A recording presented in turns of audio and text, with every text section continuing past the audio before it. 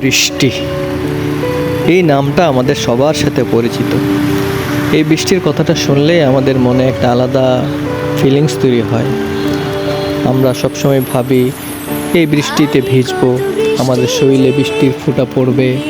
এই একটা আলাদা বলা হয় আর কি, যে খুবই মজার একটা জিনিস।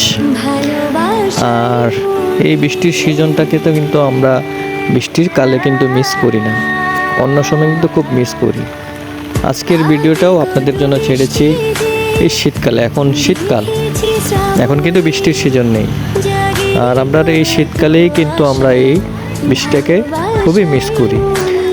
এর জন্যই এই ভিডিওটা রেখে দিয়েছিলাম আপনাদের জন্য, যে এটা একটা সময় আপনাদের কাছে ছাড়বো।